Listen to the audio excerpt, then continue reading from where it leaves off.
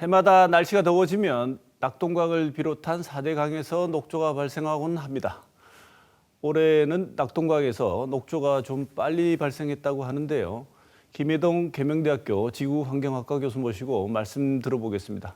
어서 오십시오. 예, 반갑습니다. 네, 김 교수님은 지금 대구환경운동연합 공동의장이시기도 하시죠? 예, 그렇습니다. 예, 그래서 각별히 또 환경 문제에 많은 관심을 보여주셨는데 올해 이 녹조가 빨리 발생한 게 어떤 의미가 있는 겁니까?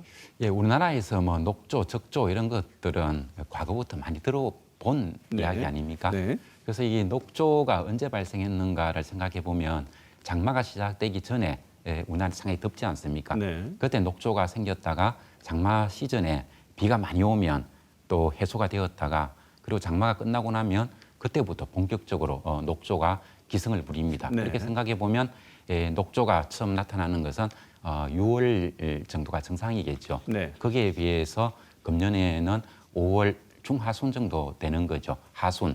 그 정도니까 과거에 비해서 한 20일 정도 일찍 발생했다 이렇게 볼 수 있을 것 같습니다. 네.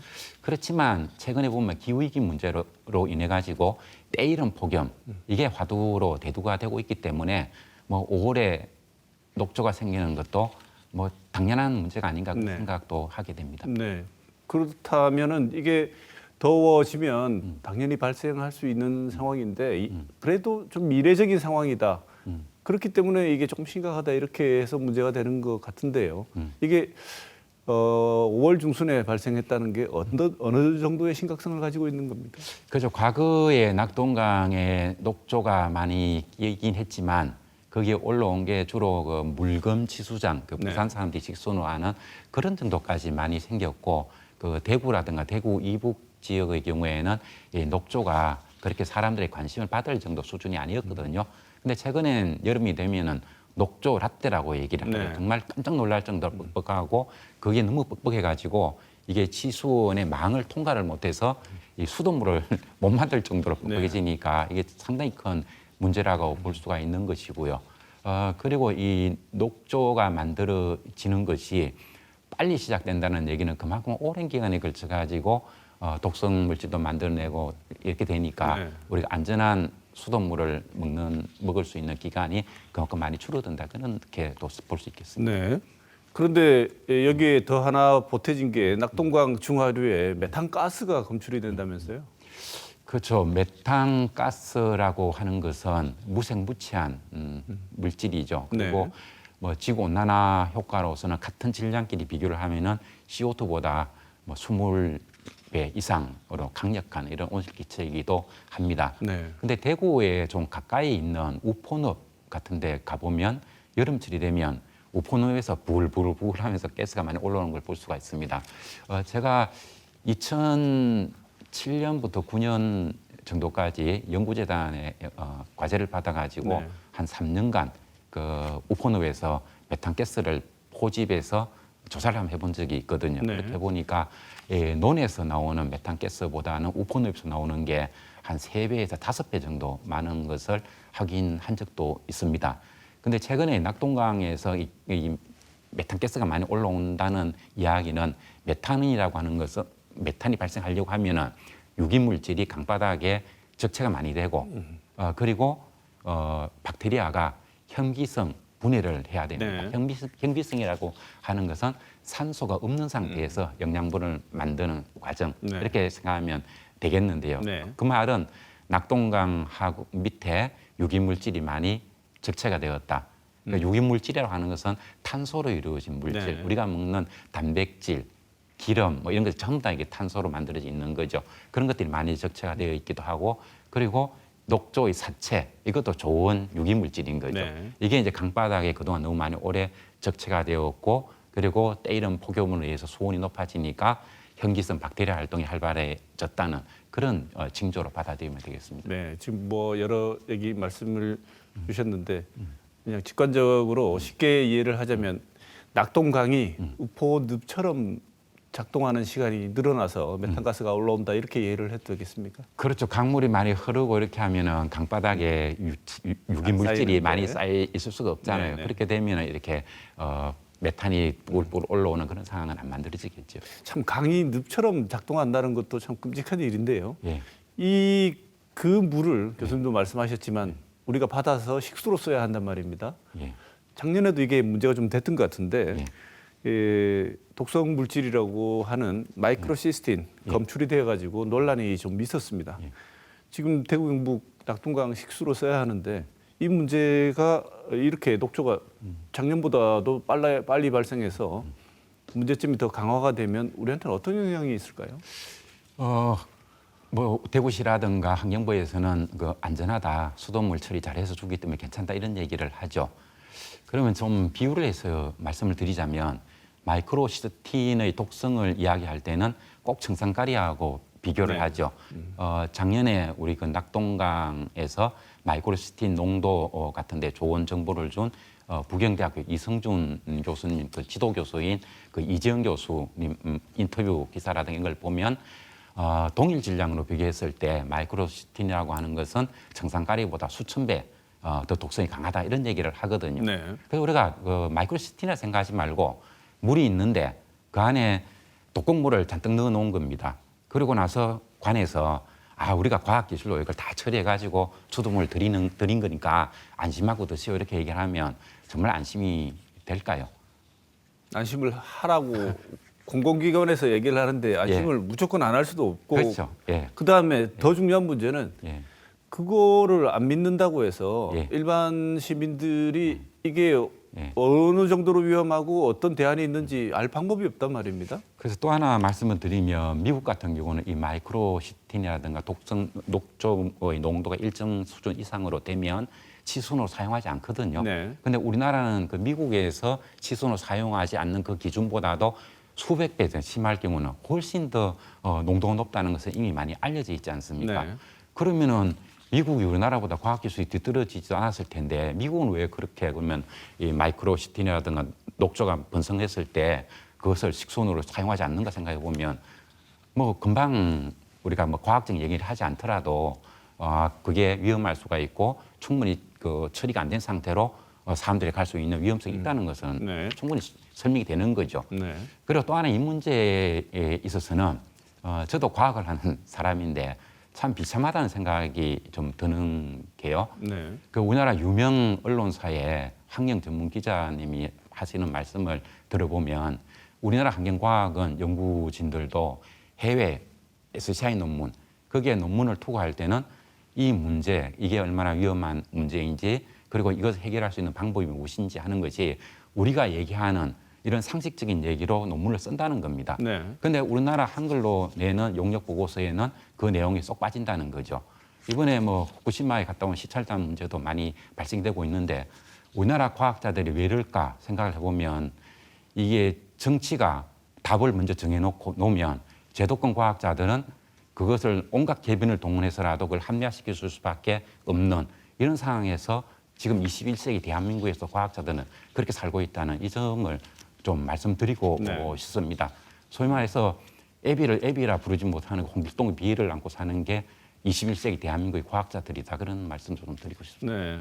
교수님 말씀은 우리나라에 지금 우리 수돗물이 과학적으로 마셔도 괜찮다는 것은 과학적 판단이 아니고 정치적인 판단이고 이 정치적인 판단의 근거를 제시하는 많은 과학자들도 사실은 외국의 논문을 투고하거나 과학적인 입장을 밝혀야 될 때는 위험하다고 얘기를 그렇죠. 사실대로 쓴다는 거죠. 네. 예, 예. 그래야 논문이 실릴 테니까.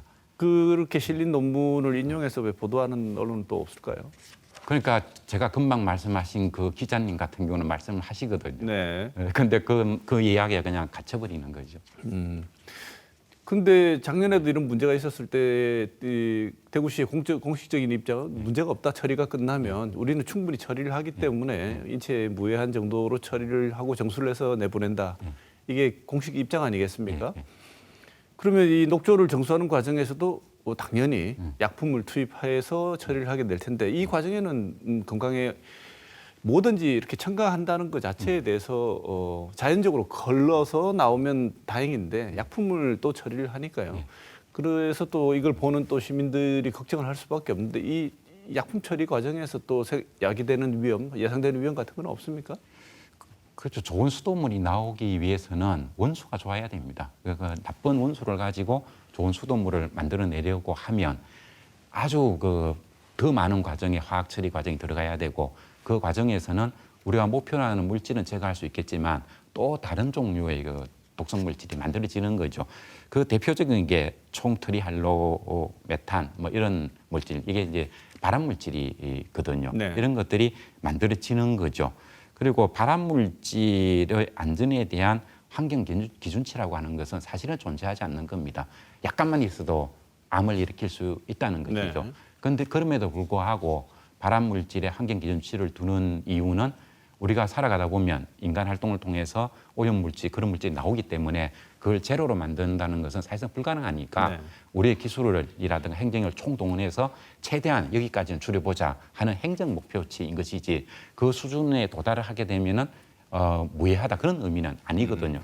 그래서 우리가 할 수만 있다면 발암물질 같은 경우는 농도를 제로로 만드는 노력을 포기해서는 안 되는 겁니다. 네. 그래서 예를 들면은 초미세먼지 같은 경우도 프랑스 같은 경우는 그 목표치를 제로로 놓고 있거든요. 근데 어떻게 우리가 살아가는 세상에서 초미세먼지 제로를 만들 수 있겠습니까? 그렇지만 그것은 1급 발암물질이기 때문에 그는 약간만 있어도 유해한 것이고 그러면 그 목표치라고 하는 것은 제로가 되는 것이지 일정 농도라고 하는 것은 사실상은 존재할 수가 네. 없는 것입니다. 지금 수돗물은 그렇게 걸러서 마실 수 있는 단계 정도로 정수한다고 하는데 제가 다음 질문 드리기 전에 하나 여쭤보고 싶은 건 대구시가 안전 기준을 정해서 이번에도 녹조 발생한 물을 정수해서 수돗물로 공급하겠다고 하고 안심하라고 할 텐데 교수님 수돗물 드십니까?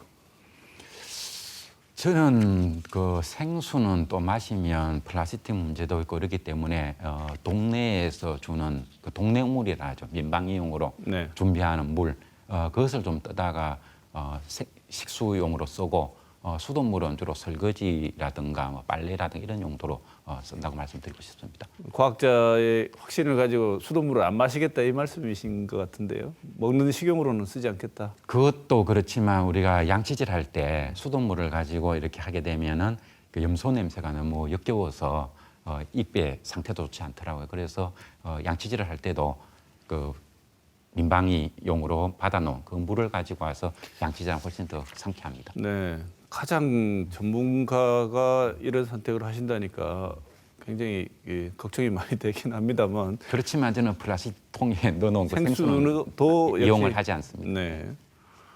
그럼 뭐 어떻게 살아야 될지 정말 난감하긴 합니다. 교수님 말씀 들으면 들을수록. 그다음에 이 농업용수로 쓴다고 하는데요. 예. 이 안 좋은 성분이 침전되고 그다음에 반복적으로 하다 보면 이건 아주 미세한 단계의 얘기이기 때문에 작물에 계속 침착이 되지 않을까 이런 걱정도 되는데 어떻습니까? 그렇죠. 그 바닷물이라든가 공기라든가 물에 들어있는 이 독성 물질들이 미량이기 때문에 괜찮다 이런 얘기를 하지만 예전부터 알려진 게 있잖아요. 생물 농축 과정이라는 것. 네. 작은 생물이 먹고 그게 또 높은 단계에 있는 생물들이 아래 있던 걸 계속 먹으면 그것이 배출이 되면은 문제가 없는데 배출이 안 되고 생물 안에 농축이 되는 물질의 경우에는 고등생물까지 가면은 문제가 되지 않습니까? 이 마이크로시틴이라는 것이 바로 생물에 농축되는 물질이거든요. 그래서 이런 물로 농사를 짓게 되면 쌀이라든가 채소라든가 이런 곳에 농축이 되는 것이고 그걸 우리가 먹게 되면은 우리 몸속에서도 그 배출이 되는 것이 아니고 계속 쌓이니까 그래서 뭐 비알코올성 간질환, 간암이란 얘기죠. 그걸 포함해 가지고 뭐 수도 없이 많은 주변에 많은 질병이 발생을 하게 됩니다. 그렇게 네. 알려져 있는 거죠. 저도 이걸 소재로 신문에 칼럼을 쓴 적도 있는데 벌써 한 몇 년이 돼서 구체적으로는 다 기억을 못 하겠습니다. 네. 참 어쨌든 수돗물을 공급해야 하는 대구시의 입장에서도 난감한 문제일 것 같은데 교수님 집 올해도 이 수돗물을 둘러싼 논쟁이 재발할 거라고 보십니까? 그죠. 그 끊임없이 되겠지요. 그리고 원래 전라도 지역, 그 서쪽, 남쪽 지역에 보면은 작년 가을부터 계속 가뭄이 이어져 가지고 섬지방은 일주일에 한 번, 뭐 대도시도 또 제한급수 막 이런 게 있었거든요. 그래서 정부에서 나온 대책 중에 하나 보면은 영산 강물을 끌어다가 뭐 지수로 해서 공급을 한다든가 이런 얘기가 있었는데 영산강 물 같은 경우는 우리나라에서 아주 대표적으로 오염이 심각한 물이잖아요. 그런 걸 정수해 가지고 주면 그래도 그 물이 뭐 아프리카 인데 보면 흙탕물도 먹는 거 생각하면 그거라도 어떻게 이용할 수밖에 없지 않나 이런 생각을 할 수는 있겠지만 그건 답이 아니지 않을까 생각하게 됩니다. 전체적인 어떤 기상이변, 기상 기후 변화의 큰 틀에서 우리도 현실에서 직접적으로 영향을 받고 있는 이야기가 바로 수돗물 아닐까 싶은데요. 세계 기상기구는 기후 변화 마지노선을 거의 통과하고 있다고 보는 것 같습니다. 이게 1.5도가 5년 내에 거의 뚫릴 가능성이 크다는데요. 전에 한번 교수님 모시고 말씀을 들었습니다만 1.5도가 의미하는 게 뭐고 이게 뚫리면 어떤 큰 변화를 예상하십니까? 그렇죠. 그 기후 위기 얘기할 때 클라이메이트 타켓 뭐 이런 표현도 씁니다. 그 기후 목표 이런 이야기죠. 그래서 우리가 최대한 높게 잡으면 산업화 이전, 그 1900년 이전에 비해서 한 2도가 마지노선이다 이런 얘기를 합니다. 그런데 실제로 2도라고 하는 것은 우리가 또 기후 위기 티핑 포인트 이런 얘기하죠. 그 잡을 수 없는 상태로 변해가는 거. 이것을 포인트를 높게 잡는 사람은 한 3도로 잡는 과학자들도 있고, 근데 이미 2도만 넘어가도 이 멸종이 많이 발생하고 우리가 그 잡을 수 없는 상태로 간다라고 얘기를 하고 있습니다. 그래서 2도까지 가는 것은 너무 높다. 그래서 한 1.5도 정도로 해야 그래도 우리가 지구상에서 지속 가능한 삶이 가능하다. 이렇게 목표를 잡고 있는 거죠. 그래서 우리가 지구상에서 인간을 포함한 자연 생태계가 생존할 수 있는 마지노선이 1.5도다. 이렇게 보면 될 것 같습니다. 네, 1.5도를 통과한다는 의미는 우리가 현재 누리고 있는 인간으로서의 인간다운 삶을 누리지 못할 가능성이 점점 커진다는 얘기인데요. 환경단체는 이런 그 녹조가 심해질 때가 되면 항상 이게 말하는 내용들이 주장한 내용들이 보를 개방하자는 주장을 해온 것 같습니다. 수질 개선하려면 정체시키면 안 되고 강물을 흐르게 하면 아까 우리가 말씀 나눴던 그 늪과 같이 변하는 강물의 형태를 막아줄 수 있지 않느냐. 그래서 보를 개방하자 이런 주장을 자주 하는 것 같은데 이런 환경단체 보 개방 이야기 어떻게 보십니까? 그냥 이렇게 간단하게 생각할 수 있습니다. 그 조류가 번성하는 3대 요인. 이건 뭐 고등학교 책에도 나오는 이야기입니다. 수온이 높을 것. 그리고 녹조가 번성하려면 먹거리가 있어야 되니까 영양염류가 많을 것. 그리고 유속이 느릴 것. 이 세 가지가 3대 요소거든요. 이 중에서 고온이 되는 것은 하늘이 결정하는 문제니까 우리가 손을 쓸 수가 없습니다. 그다음에 두 번째는 영양염류 문제인데 이걸 환경부가 대책으로 내놓고 있죠. 오수 처리를 하면서 그 영양염류가 되는 인이라든가 이런 그 오폐수 처리장에서 강으로 흘려보낼 때 그 농도를 훨씬 강화시켜 가지고 농도를 팍 줄이겠다 이런 얘기를 하고 있습니다. 그런데 강으로 흘러 들어가는 그런 영양염류라고 하는 것은 오폐수 처리장이 처리할 수 있는 것은 우리 가정이라든가 산업체에서 오폐수관을 통해서 흘려보내는 그 물을 모아서 처리하는 것. 이것을 점오염물이라 얘기하거든요. 이거는 처리가 되는데 이 농경지에서 나오는 흘러오는 거라든가 그다음에 축산 폐수라든가 이런 것들은 너무나 흩어져 있기 때문에 이걸 모아서 처리할 수가 없어요. 이런 것들을 비점오염원이라 얘기를 하는데 주로 들어오는 경로가 비점오염원이지 점오염원이 아닌 겁니다. 그래서 이거를 해결할 수 없다. 그러면 우리가 가장 손쉽게 할 수 있는 방법은 유속을 빠르게 해주는 것밖에 없거든요. 이거는 수문만 열면 그냥 해결이 되는 거예요. 그래서 이거는 우리가 노력해서 해결할 수 있는 방법은 유속을 빠르게 해주는 거죠. 문을 여는 것. 이거 외에는 뭐 방법이 없는 거죠. 네. 그런데 항상 이 4대강 보개방 문제 나올 때마다 다른 입장을 가지신 분들, 4대강을 건설하신 분들 주로 물자원 관리 및 활용을 해야 한다는 이런 논리에 따라서 이걸 만든 이유가 뭔데 물자원을 잘 관리하고 활용하기 위한 거고 이거를 보를 개방했고 흘려보낼 것 같으면 이거 왜 만들었냐 이런 얘기 하시면서 보개방에 반대하는 논리를 펼치는데 이게 희한하게 정권에 따라서 지배되는 논리가 조금씩 바뀌는 것 같습니다. 교수님 볼 때는 아까 말씀을 잠깐 주셨습니다만 왜 이렇게 정권에 따라 주장이 바뀌는가요? 그러니까 보호 개방을 할 수 없는 것은 이걸 만든 정치권에서 이거 보문을 해체하게 된다면 자신들의 오류를 인정하는 꼴이 되니까 그래서 반대하는 것 아닌가 뭐 저는 그렇게 이해를 하고 있습니다. 윤석열 정부 역시 기본 입장은 보개방을 안 하고 관리하겠다는 입장이죠. 그렇죠. 오히려 더 강화되었죠. 지난 정권들. 아 그렇습니까? 예, 예. 그렇다면은 지금 이대로 가자면 예. 교수님 의견을 한번 여쭤보고 싶은 게 포를 개방하게 되면 우리 대구시가 지금 당면하고 있는 이런 수돗물의 위험성이 이 보개방으로 인해서 낙동강물을 흘려보내면 좀 나아질 거라고 보십니까? 그렇죠. 볼을 만들기 전에는 대구에서부터 그 아래쪽이죠. 이쪽에는 상급수였고 대구에서부터 저 상주까지는 2급수, 상조당 위에는 1급수였거든요. 네. 근데 지금은 어떻습니까?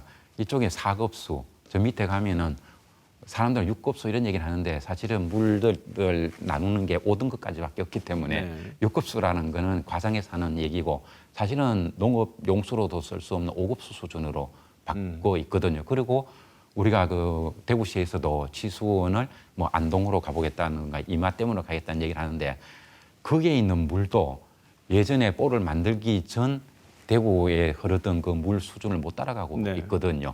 그리고 보수만 열면 우리 옆에 바로 이급수 물이 오는데 왜 그 조 단위의 돈을 들여가지고 그 안동까지 가서 물을 가져와야 된다는 건지 저는 일반 과학자의 입장을 떠나서 일반 상식인으로서도 도저히 이해할 수가 없습니다. 네. 그런데 반대 논리를 펼치시는 분들은 물론 상당한 본인들의 논리가 있으니까 이 지금 주장이 유지가 되고 정책적으로 선택이 되었을 것 같다는 생각도 드는데요. 또 하나 여쭈고 싶은 거, 우리 지금 수준이 그 정도라고 말씀하셨는데 우리보다 밑에 쪽에 있는 경남, 부산 쪽은 더 심각합니까? 여기 낙동강물에 의존하고 있는 밑에 보면은 부산, 울산 정도이지요. 네. 그러니까 서부 경남 사람들은 환강이라든가 남강이라든가 댐물에 의존을 하고 있고요.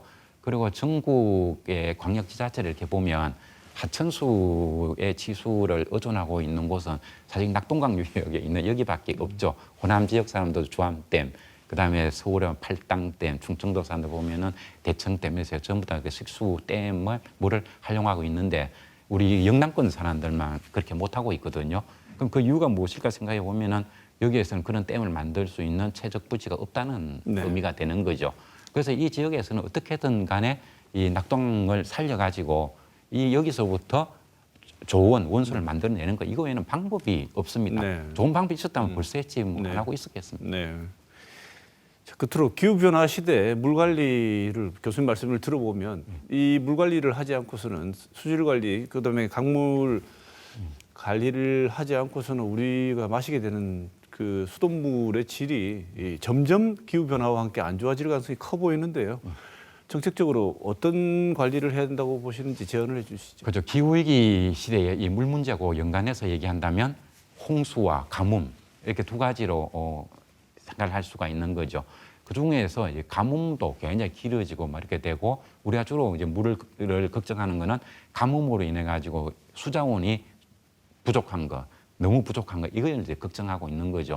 그래서 이게 기후위기 시대에 물 관리 이렇게 하면은 유량을 어떻게 우리가 많이 확보할 수 있느냐 이 얘기인데 이 문제에 대해서는 현 보수 정권에 똑같은 얘기를 하는 거죠. 우리가 볼을 가지고 있는 거는 이 볼물에 흘러내면 강이 건천화되니까 볼을 만들어 가지고 유량을 확보해야 돼 이런 얘기를 하거든요.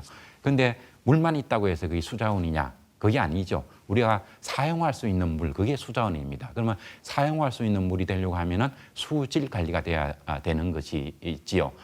더러운 물은 우리가 아무리 많이 가지고 있어도 그거는 수자원이 될 수가 없는 겁니다.